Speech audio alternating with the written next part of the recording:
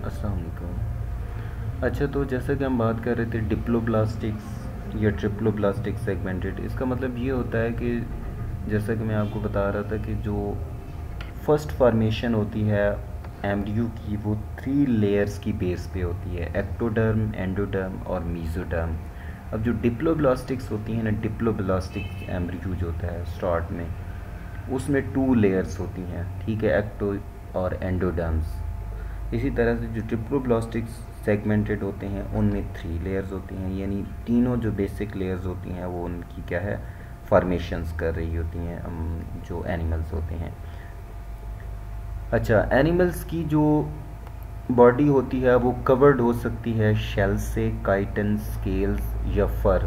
फर का मतलब होता है जो ऊन होती है, स्केल्स जैसा कि आप लोग मुख्तलिफ किस्म के जो है वो एनिमल्स में देखते होंगे, जैसा कि कछुए वगैरह होते हैं, मतलब टर्टॉइल्स, ठीक है। इसी तरह से जो लिजर्ड्स हो सकते हैं, ठीक है, या मतलब इस तरह की जो चीज़ें होती हैं, ठीक है, उनमें क्या है, शेल्स लाइक स्ट्रक्चर होता है। अच्छा, एनिमल्स जो होते हैं वो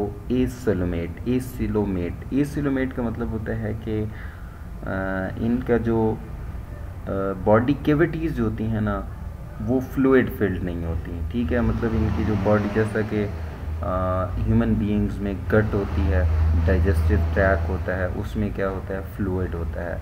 तो इनकी जो मतलब बॉडी कैविटीज़ होती हैं, कैविटी का मतलब क्या होता है, खला, मुख्तलिफ जो बॉडीज़ के मतलब जो खला होते हैं, ठीक है, उनमें जो है वो फ्लूइड नहीं होता, सीडोसिलोमेट और सिलोमेट। अच्छा, इनमें जो है वो तीनों कैटेगरीज़ के जो है वो एनिमल्स हो सकते हैं।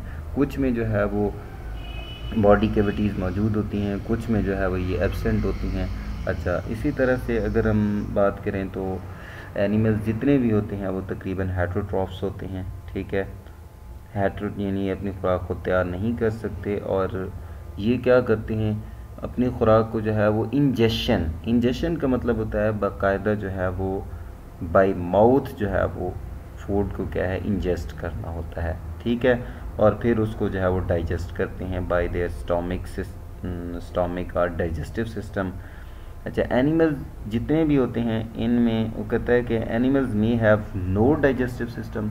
अच्छा, कुछ एनिमल्स ऐसे भी हो सकते हैं जिनमें जो है वो डाइजेस्टिव सिस्टम एब्सेंट हो सकता है, just like sponges, it is a sac like. ये क्या होता है, सैक लाइक स्ट्रक्चर होता है, यानी एक थैली नुमा जो है वो इनका स्ट्रक्चर होता है। इसी तरह से जो है वो गैस्ट्रोवेस्कुलर कैविटी का मतलब होता है कि गैस्ट्रो मीन, जैसा कि गैस्ट्रोलॉजिस्ट होते हैं, गैस्ट्रो का मतलब होता है यानी डाइजेस्टिव सिस्टम से जो है वो रिलेटेड है, तो गैस्ट्रल जो एक्टिविटी होती है इनमें मौजूद होती है। इनकी एग्जांपल्स में हाइड्रा हो सकते हैं, इट में भी रुडिमेंट्री, ठीक है, और टेप वर्म भी हो सकते हैं, रुडिमेंट्री भी हो सकते हैं। डाइजेस्टिव सिस्टम की अगर हम बात करें तो इनमें मे हैव वन ओपनिंग। कुछ जो एनिमल्स ऐसे होते हैं जिनके डाइजेस्टिव सिस्टम जो होती है वो जस्ट हैव वन ओपनिंग। इसका मतलब ये होता है कि एक ट्यूब लाइक जो है वो डाइजेस्टिव सिस्टम होता है, ठीक है, जो कि मतलब उनकी वन ओपनिंग होती है, ठीक है, यानी वो मुंह से ही खाते हैं और मुंह से ही जो है वो एक्सक्रीट करते हैं, ठीक है। इनके एग्जांपल में जो है वो प्लेनेरिया आ जाता है, ट्यूब लाइक डाइजेस्टिव सिस्टम हो सकता है जिसमें। अच्छा, इसी तरह से अगर हम 2 ओपनिंग डाइजेस्टिव सिस्टम्स की अगर हम बात करें तो इसमें जो है वो नीमाटोड्स आ सकते हैं।